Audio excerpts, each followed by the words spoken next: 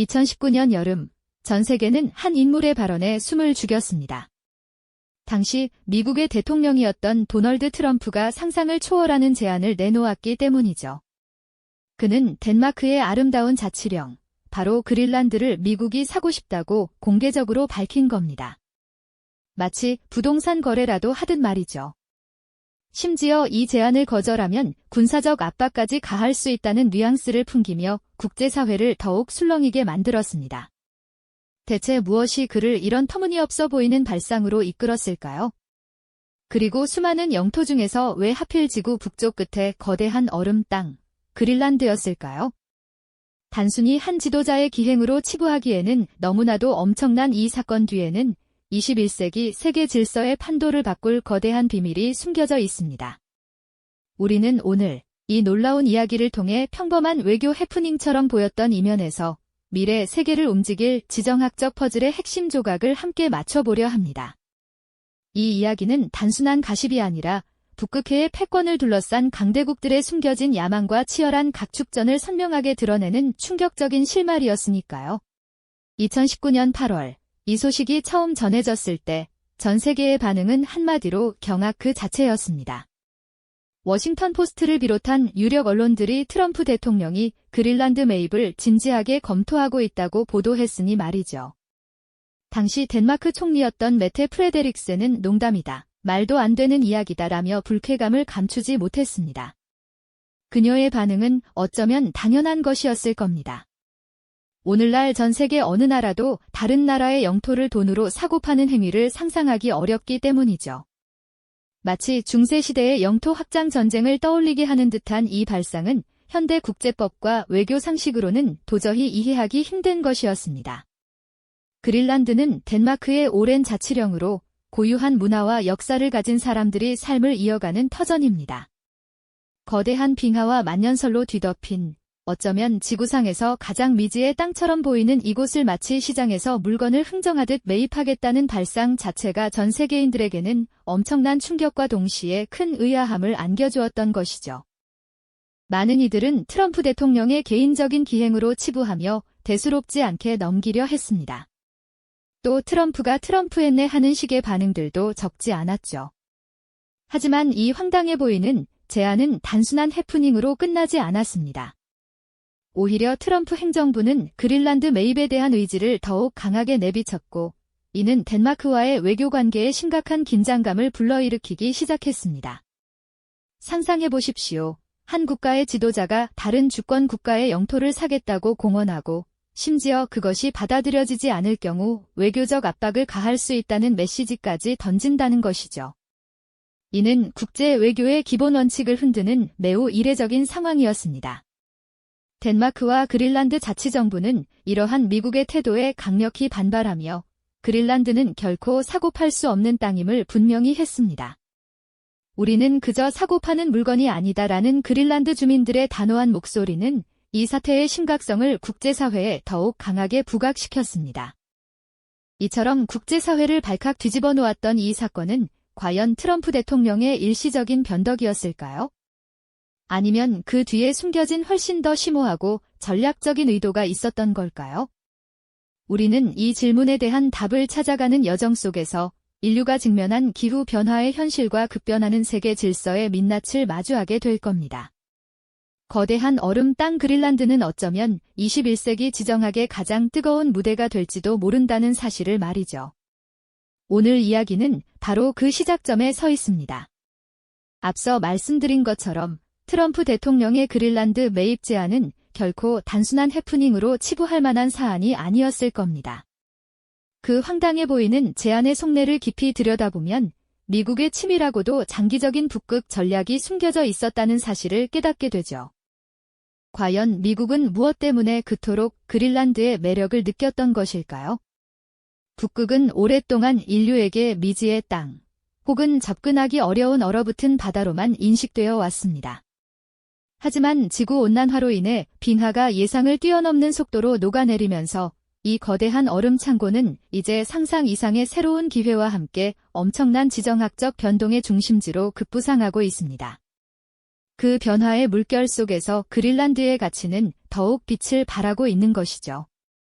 가장 먼저 전 세계의 이목을 끄는 것은 바로 북극 항로입니다.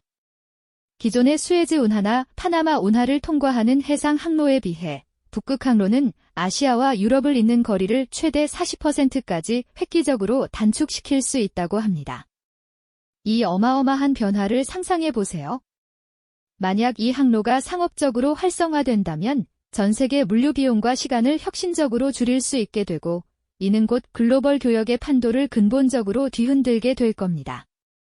이 새로운 바닷길을 누가 먼저 개척하고 누가 효과적으로 통제하느냐에 따라 미래 해상 무역의 주도권이 결정될 것이 분명한 사실이죠.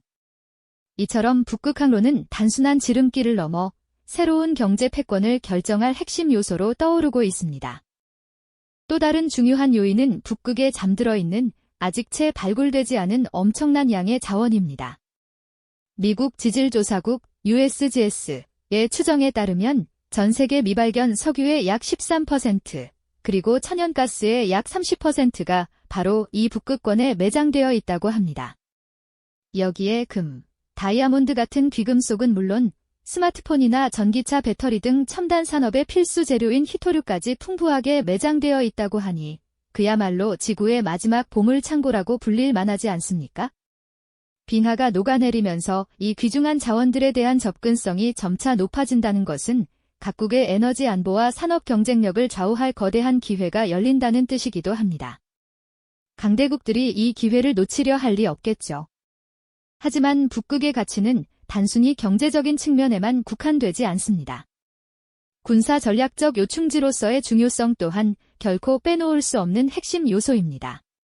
북극해는 대륙 간탄도 미사일 ICBM의 최단 비행 경로로 활용될 수 있으며 전략 잠수함들이 은밀하게 활동할 수 있는 이상적인 공간을 제공합니다. 특히 그린란드는 북미 대륙과 유럽, 그리고 러시아를 잇는 지정학적 삼각지대의 핵심 중에서도 핵심에 자리 잡고 있습니다. 이곳에 군사기지를 확보하거나 정교한 감시망을 구축하는 것은 유사시 엄청난 전략적 우위를 점할 수 있다는 의미가 됩니다. 실제로 미국의 툴레 공군 기지가 그린란드 북서부에 위치해 북극권 방어의 핵심 역할을 수행하고 있다는 점만 보더라도 그린란드가 가진 군사적 중요성을 어렵지 않게 짐작할 수 있을 겁니다. 이처럼 북극이 지닌 엄청난 잠재력은 세계 강대국들의 뜨거운 시선을 한몸에 받고 있습니다. 러시아는 이미 북극해 항로를 자국의 내해처럼 여기며 군사력을 꾸준히 증강하고 있고 쇠빙선을 이용한 탐사 활동을 넘어 영유권 주장까지 펼치고 있습니다. 중국 역시 빙상 실크로드라는 거창한 이름으로 북극 진출을 가속화하며 자원 탐사와 과학 연구를 명분 삼아 이 지역에서의 영향력을 확대하려는 움직임이 끊이지 않고 있습니다. 미국 입장에서는 이러한 러시아와 중국의 북극 야욕을 효과적으로 견제하고 자신들의 안보와 경제적 이익을 확고히 수호하기 위한 전략적 거점이 절실했을 겁니다. 바로 이 지점에서 그린란드가 미국의 북극 전략 퍼즐에서 가장 핵심적인 조각으로 떠오르는 것이죠. 북극해 한복판에 자리한 그린란드를 소유하거나 적어도 강력한 영향력을 행사하는 것은 미국의 북극 전략에 있어 필수 불가결한 요소가 될 테니까요. 트럼프 대통령의 매입 제안은 어쩌면 빙하가 녹아내리는 속도만큼이나 빠르게 재편되고 있는 북극 질서 속에서 미국이 결코 뒤처지지 않겠다는, 아니 오히려 선두에 서겠다는 강력한 의지를 표명한 것이었다고 해석할 수도 있겠습니다. 단순히 부동산 거래가 아니라 미래 패권을 둘러싼 치열한 지정학적 게임의 한 수였다는 말이죠. 이처럼 그린란드는 이제 단순한 얼음 땅이 아니라 21세기 지정학의 가장 뜨거운 화두이자 세계 강대국들의 야망이 충돌하는 최전선이 되고 있는 겁니다. 네, 알겠습니다. 기획안의 모든 지시사항과 핵심 원칙, 그리고 글자수 조건을 철저히 준수하여 스크립트를 작성하겠습니다.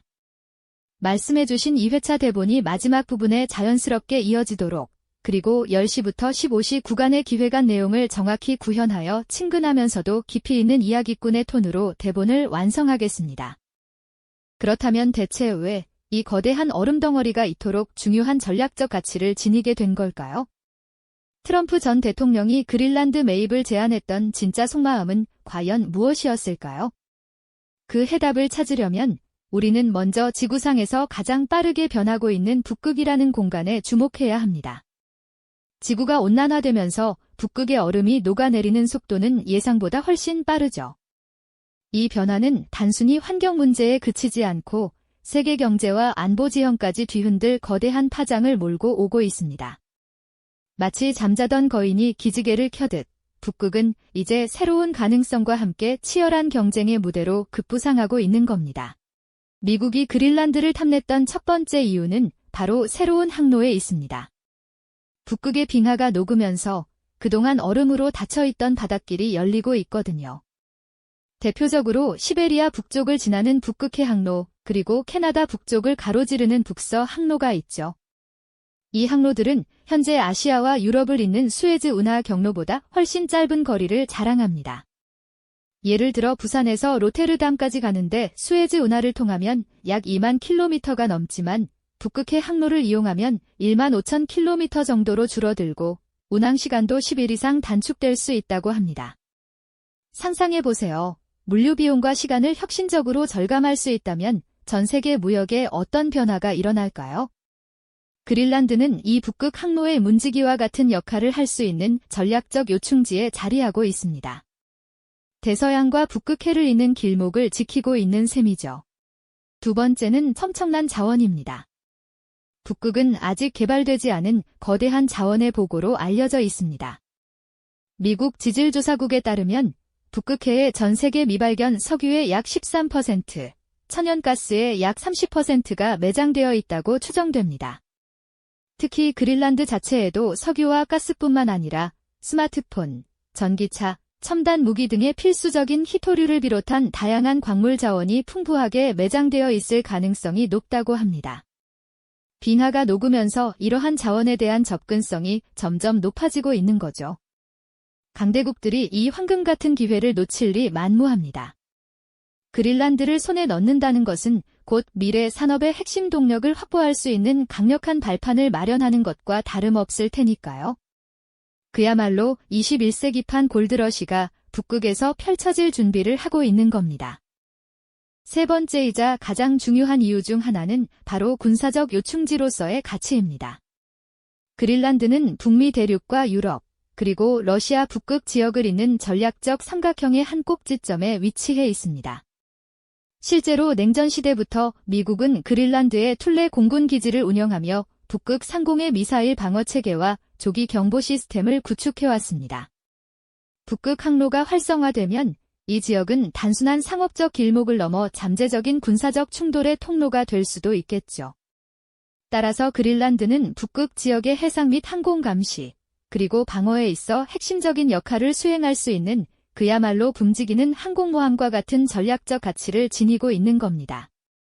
이러한 배경 속에서 미국은 러시아와 중국의 북극 진출 야욕을 예의주시하고 있습니다. 러시아는 이미 북극 지역에 군사기지를 재건하고 쇄빙선을 대거 투입하며 북극해 항로의 지배력을 강화하려는 움직임을 보이고 있죠. 중국 역시 스스로를 은이어 북극 국가라고 칭하며 북극 연구와 투자를 확대하고 있습니다.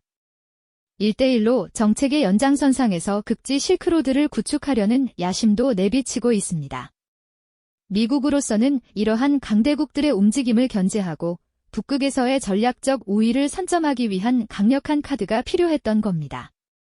트럼프 전 대통령의 그린란드 매입 제안은 어쩌면 단순히 부동산을 사는 행위를 넘어 미래 패권을 둘러싼 치열한 지정학적 게임에서 미국이 결코 뒤처지지 않겠다는, 아니 오히려 선두에 서겠다는 강력한 의지를 표명한 것이었다고 해석할 수 있겠습니다. 단순한 가십성 해프닝으로 치부하기에는 너무나도 거대한 지정학적 의미를 담고 있었던 셈이죠. 트럼프 전 대통령의 그린란드 매입 제안은 단순한 해프닝을 넘어 미래 패권을 둘러싼 지정학적 게임의 서막을 알리는 강력한 신호탄이었다고 말씀드렸죠. 하지만 결국 이 제안은 덴마크와 그린란드 자치정부의 완강한 반대에 부딪히며 성사되지 못했습니다. 당시 덴마크 총리는 매입 제안을 터무니없는 농담으로 일축했고 그린란드 자치정부 또한 자신들의 땅은 거래 대상이 아니라고 분명히 선을 그었죠. 이처럼 단호한 거절에 트럼프 전 대통령은 격앙된 반응을 보이며 심지어 예정되어 있던 덴마크 국빈 방문까지 전격 취소하는 초유의 사태가 발생했습니다. 한때 돈독했던 두 동맹국 사이에 불필요한 외교적 마찰이 빚어진 셈이죠. 결국 트럼프 행정부의 그린란드 매입 시도는 뜻밖의 외교적 파장만 남긴 채 하나의 소동으로 막을 내렸습니다. 하지만 이 사건이 남긴 여파는 결코 가볍지 않았습니다. 무엇보다 그린란드 주민들은 자신들의 의사와 무관하게 강대국들의 이해관계 속에 놓이게 된 현실을 직시하게 되었죠. 이는 그린란드 내부에서 자치권 강화와 독립에 대한 논의를 더욱 활발하게 만드는 계기가 되었습니다. 덴마크 정부 역시 그린란드에 대한 전략적 중요성을 다시 한번 깨닫고 자치 정부와의 관계 재정립에 나서는 모습을 보였습니다. 단순히 덴마크령이라는 이름표 뒤에 가려져 있던 그린란드의 존재감이 국제 무대 전면에 드러나게 된 겁니다.